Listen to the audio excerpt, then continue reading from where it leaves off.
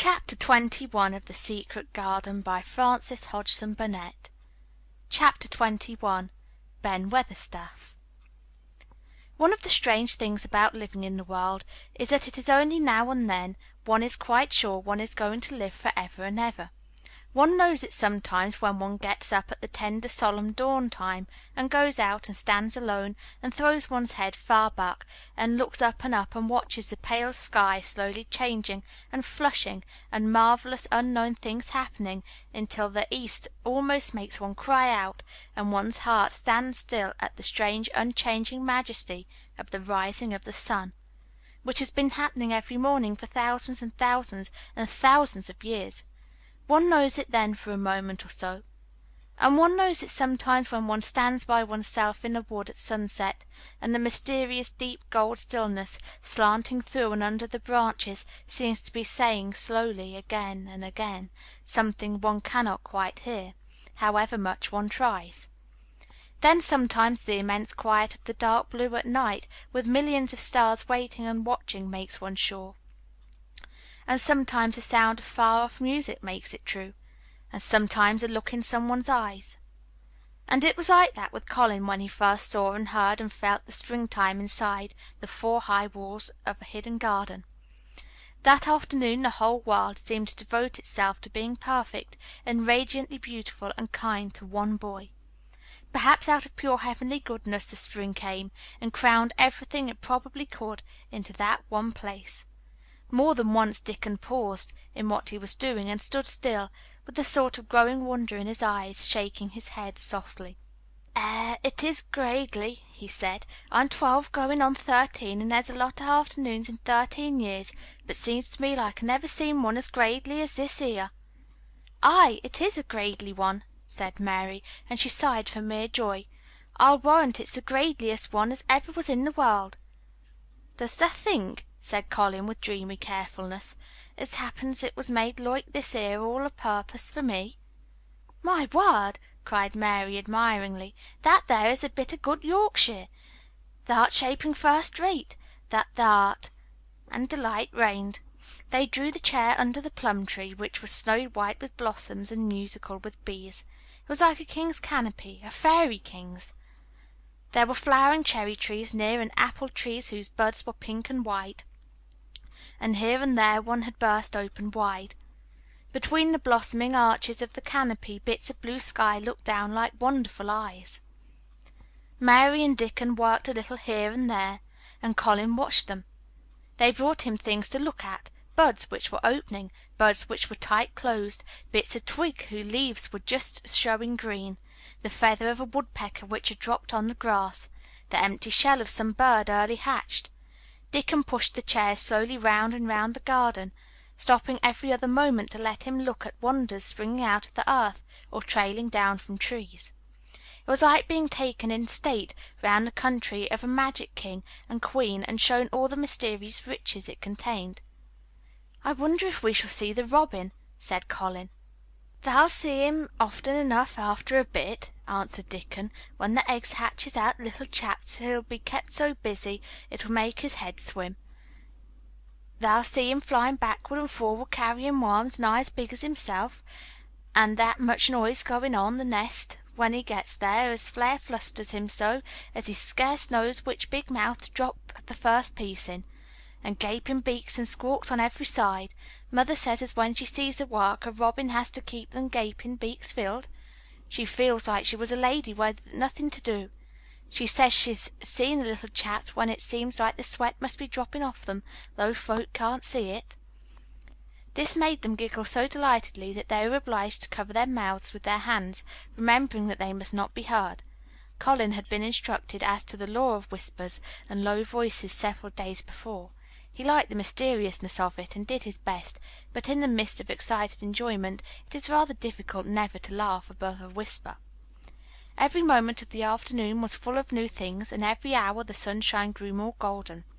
The wheeled chair had been drawn back under the canopy, and Dickon had sat down on the grass and had just drawn out his pipe when Colin saw something he had not had time to notice before. "That's a very old tree over there, isn't it?" he said. Dickon looked across the grass at the tree, and Mary looked, and there was a brief moment of stillness. "Yes," answered Dickon after it, and his low voice had a very gentle sound. Mary gazed at the tree and thought. "The branches are quite gray, and there's not a single leaf anywhere," Colin went on. "It's quite dead, isn't it?" "Aye," admitted Dickon, "but them roses as climbed all over it will near hide every bit of the dead wood when they're full of leaves and flowers. It won't look dead then. It'll be the prettiest of all." Mary still gazed at the tree and thought. "It looks as if a big branch has been broken off," said Colin. "I wonder how it was done." "It's been done many a year," answered Dickon. With a sudden relieved start, and laying his hand on Colin, "look at that robin. There he is. He's been foraging for his mate."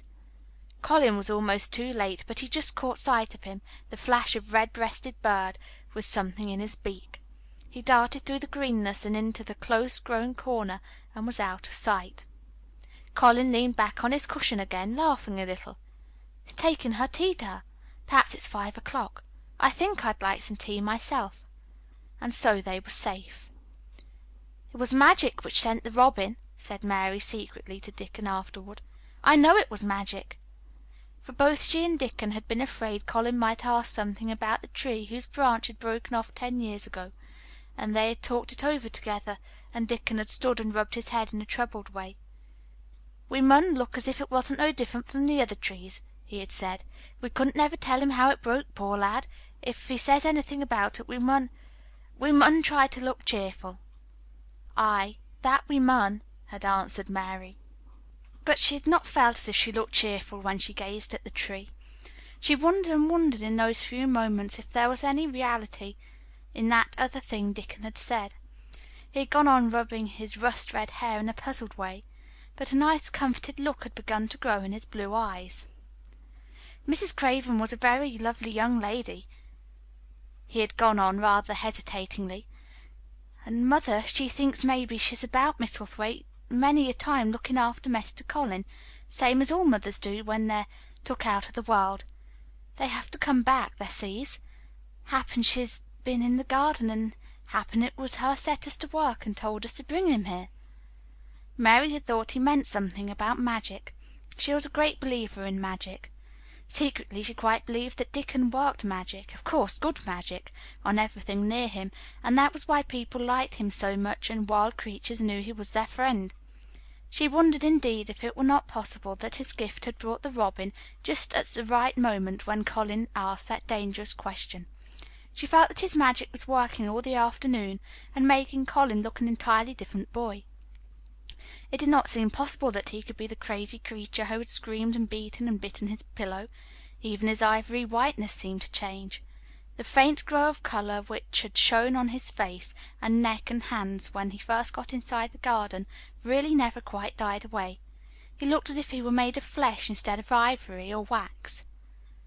They saw the robin carry food to his mate 2 or 3 times, and it was so suggestive of afternoon tea that Colin felt they must have some. "Go and make one of the men servants bring some in a basket to the rhododendron walk," he said, "and then you and Dickon can bring it here." It was an agreeable idea, easily carried out, and when the white cloth was spread upon the grass with hot tea and buttered toast and crumpets, a delightfully hungry meal was eaten, and several birds on domestic errands paused to inquire what was going on, and were led into investigating crumbs with great activity. Nut and Shell whisked up trees with pieces of cake, and Soot took the entire half of a buttered crumpet into a corner and pecked at and examined and turned it over and made hoarse remarks about it until he decided to swallow it joyfully in one gulp. The afternoon was dragging toward its mellow hour. The sun was deepening the gold of its lances. The bees were going home, and the birds were flying past less often. Dickon and Mary were sitting on the grass, the tea basket was repacked ready to be taken home to the house, and Colin was lying against his cushions with his heavy locks pushed back from his forehead, and his face looking quite a natural colour. "I don't want this afternoon to go," he said, "but I shall come back to-morrow, and the day after, and the day after, and the day after." "You'll get plenty of fresh air, won't you?" said Mary. "I'm going to get nothing else," he answered. "I have seen the spring now, and I'm going to see the summer. I'm going to see everything grow here. I'm going to grow here myself." "That thou will," said Dickon. "Us'll have thee walking about here and digging same as us other folk afore long." Colin flushed tremendously. "Walk?" he said. "Dig? Shall I?" Dickon's glance at him was delicately cautious. Neither he nor Mary had ever asked if there was anything the matter with his legs. "For sure thou will," he said stoutly. "Thou's got legs of thy own, same as other folks?" Mary was rather frightened until she heard Colin's answer. "Nothing really ails them," he said, "but they are so thin and weak. They shake so that I'm afraid to try and stand on them." Both Mary and Dickon drew a relieved breath. "When thou stops being afraid, thou'lt stand on 'em," Dickon said with renewed cheer, "and thou'lt stop being afraid in a bit." "I shall," said Colin, and he lay still as if he were wondering about things. They were really very quiet for a little while. The sun was dropping lower. It was that hour when everything stills itself, and they really had had a busy and exciting afternoon.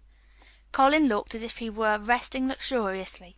Even the creatures had ceased moving about and had drawn together and were resting near them. Soot had perched on a low branch and drawn up one leg and dropped the grey film drowsily over his eyes. Mary privately thought he looked as if he might snore in a minute. In the midst of this stillness it was rather startling when Colin half lifted his head and exclaimed in a loud, suddenly alarmed whisper, "Who is that man?" Dickon and Mary scrambled to their feet. "Man?" they both cried in low, quick voices. Colin pointed to the high wall. "Look," he whispered excitedly. "Just look." Mary and Dickon wheeled about and looked. There was Ben Weatherstaff's indignant face glaring at them over the wall from the top of a ladder. He actually shook his fist at Mary. "If I wasn't a bachelder, and thou was a wench of mine," he cried, "I'd give thee a hiding." He mounted another step threateningly, as if it were his energetic intention to jump down and deal with her. But as she came toward him he evidently thought better of it, and stood on the top step of his ladder, shaking his fist down at her. "I never thought much of thee," he harangued. "I couldn't abide thee the first time I set eyes on thee, a scrawny buttermilk-faced young besom, allus asking questions and poking their nose where it wasn't wanted. I never knowed how they got so thick with me, if it hadn't a been for the robin. Drat him!" "Ben Weatherstaff," called out Mary, finding her breath. She stood below him and called up to him with a sort of gasp, "Ben Weatherstaff, it was the robin who showed me the way." Then it did seem as if Ben really would scramble down on the side of the wall, he was so outraged. "Thou young bad un," he called down at her, "laying the badness on a robin. Not but what is impudent enough for anything. Him showing thee the way. Him! That young note." She could see his next words burst out because he was overpowered by curiosity. "However in the world did thou get in?" "It was the robin who showed me the way," she protested obstinately. "He didn't know he was doing it, but he did. And I can't tell you from here while you're shaking your fist at me." He stopped shaking his fist very suddenly at that moment, and his jaw actually dropped as if he stared over her head at something he saw coming over the grass toward him. At the first sound of his torrent of words Colin had been so surprised that he only sat up and listened as if he were spellbound. But in the midst of it he had recovered himself and beckoned imperiously to Dickon. "Wheel me over there," he commanded. "Wheel me quite close and stop right in front of him." And this, if you please, this is what Ben Weatherstaff beheld and which made his jaw drop. A wheeled chair with luxurious cushions and robes, which came toward him looking rather like some sort of state coach, because a young Rajah leaned back in it with royal command in his great black rimmed eyes, and a thin white hand extended haughtily toward him. And it stopped right under Ben Weatherstaff's nose. It was really no wonder his mouth dropped open.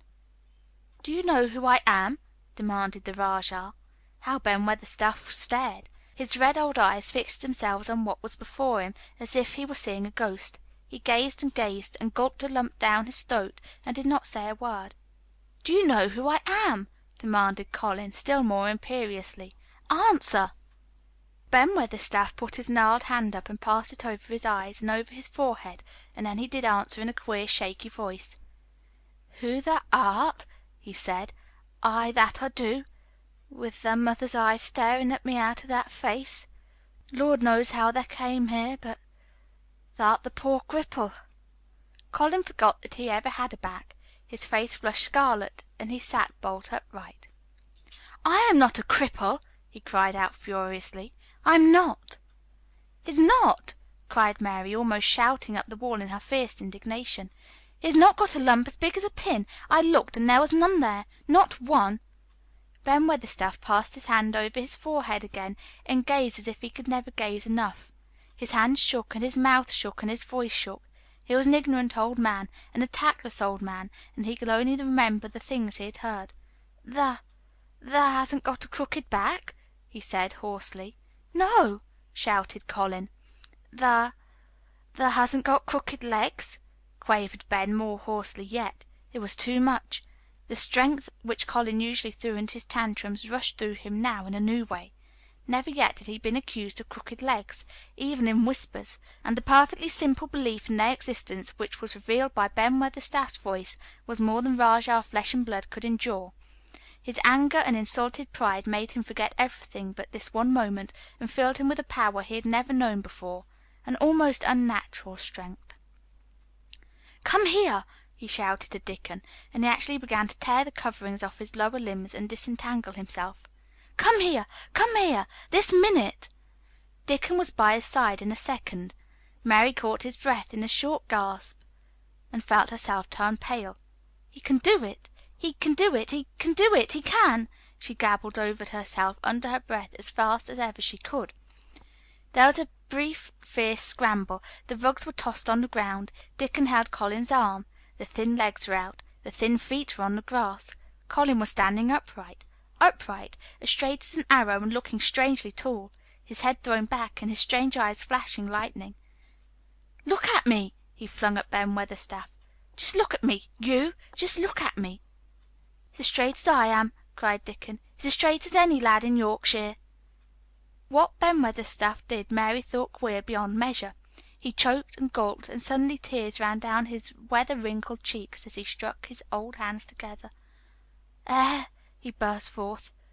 "The lies folk telled, thou'rt as thin as a lath and as white as a wraith, but there's not a knob on thee. Thou'lt make a mon yet. God bless thee!" Dickon held Colin's arm strongly, but the boy had not begun to falter. He stood straighter and straighter and looked Ben Weatherstaff in the face. "I am your master," he said, "when my father is away, and you are to obey me. This is my garden. Don't you dare say a word about it. You get down from that ladder and go to the long walk, and Miss Mary will meet you and bring you here. I want to talk to you. We did not want you, but now you will have to be in the secret. Be quick." Ben Weatherstaff's crabbed old face was still wet with that one queer rush of tears.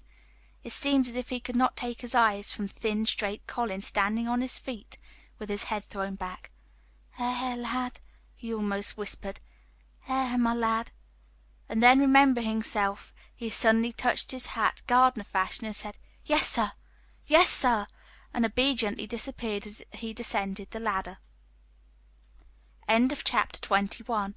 Recording by ashleighjane.